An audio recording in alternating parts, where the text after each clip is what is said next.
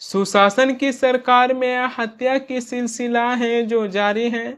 बिहार में अपराधी हैं जो बेखौफ होकर किसी की भी हत्या कर देते हैं और इसे रोकने में चाहे बिहार सरकार हो चाहे बिहार पुलिस हो, दोनों ही इस पर लगाम लगाने में सक्षम होते हुए दिखाई नहीं दे रहे हैं।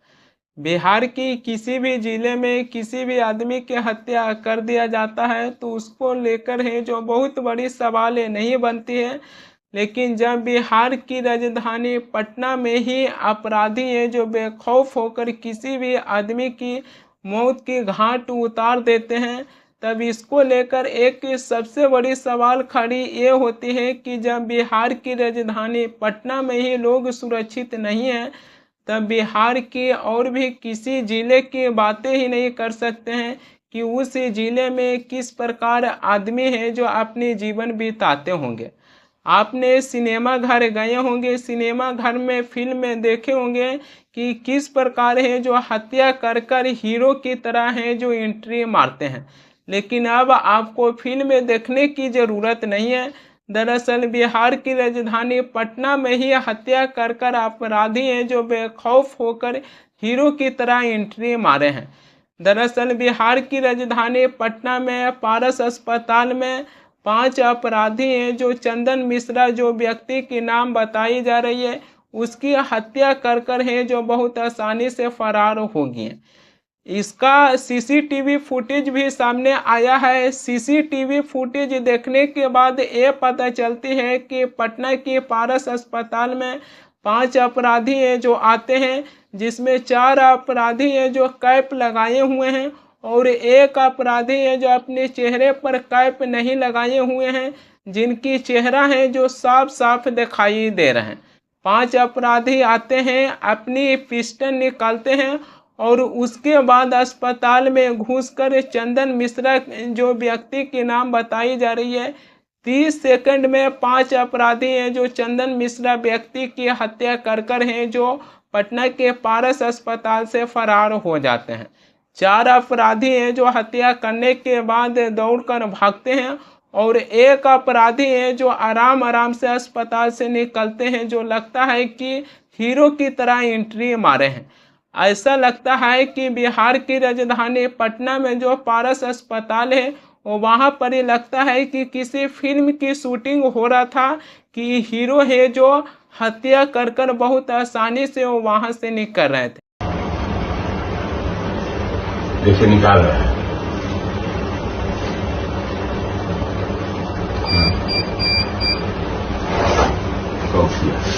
पिस्टल है सर। पिस्टल है ना? नहीं है, 1 2 3 4 सबके पास पिस्टल है।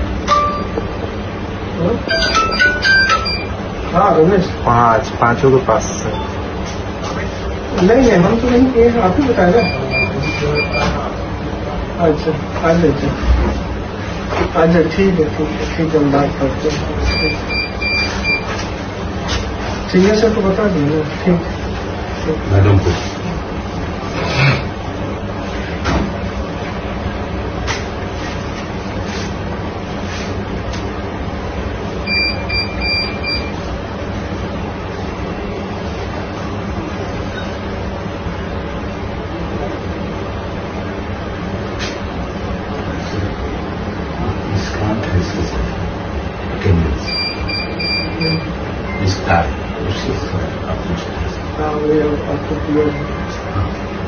फोटो तो पहचान, फोटो तो आगे फोटो से पहचान करेगा। जहाँ एड्रेस होगा हम लोग रवाना हो जाएंगे। ये सब फॉर्म है।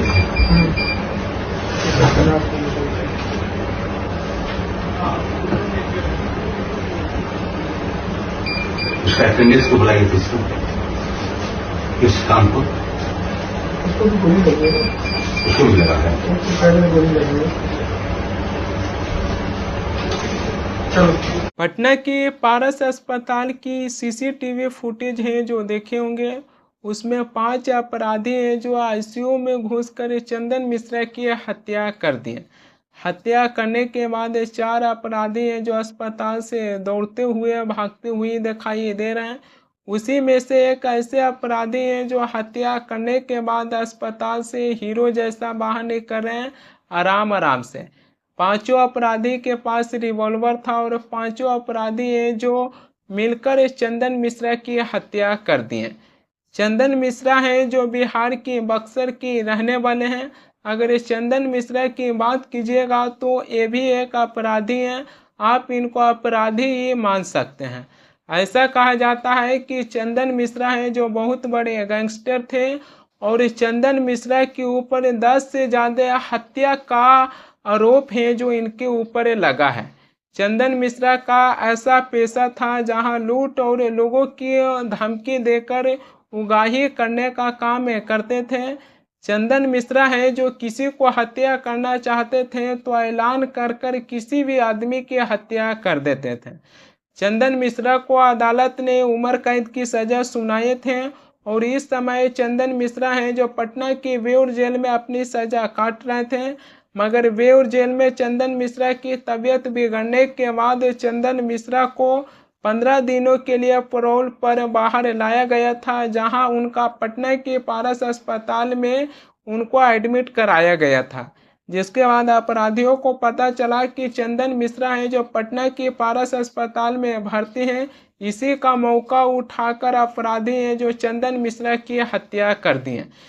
चंदन मिश्रा हैं जो मात्र 15 दिनों के लिए ही पैरोल पर बाहर आए थे। 18 जुलाई यानी कि आज का दिन ही चंदन मिश्रा को पटना की बेउर जेल में पेश होना था, मगर उससे पहले ही चंदन मिश्रा की अपराधी हैं जो हत्या कर दिए। बिहार में चाहे किसी अपराधी की हत्या हो, चाहे किसी इंसान आदमी को हो, चाहे किसी कारोबारी आदमी की हत्या हो, बिहार में हत्या का भी सीजन होता है। जैसे किसान है जो सीजन आने पर अपनी फसलों को बोई करते हैं, उसी प्रकार है जो बिहार में हत्या का भी सीजन आता है। ये मैं नहीं कह रहा हूँ, एडीजी एसटीएफ कुंदन कृष्णन है जो मीडिया से बातचीत करते हुए इस बातों को कहें। उन्होंने ये भी कहे कि मई और जून बिहार में हत्या का सीजन है, इसी के चलते इन 2 महीनों में सबसे ज़्यादा हत्या होती है और इस पर ज़्यादा ध्यान देने की आवश्यकता नहीं है।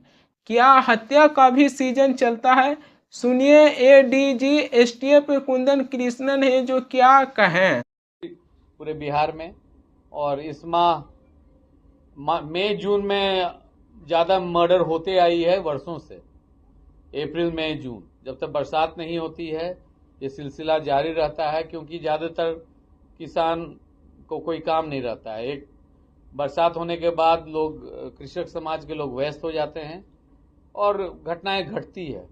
परंतु आप लोग के द्वारा, प्रेस के द्वारा हत्या पर हत्या, कुछ इस वर्ष चुनाव भी है तो राजनीतिक दलों के द्वारा भी इस पर ज़्यादा नज़रिया दिया गया है, तो उसको लेके भी हम लोग चिंतित थे कि हाँ, नवयुवक ज़्यादा पैसा के लिए सुपारी किलिंग शुरू कर दिए हैं, तो एक नया सेल इसी माह हम लोग गठन किए। बिहार में हत्या का भी सीजन चलता है।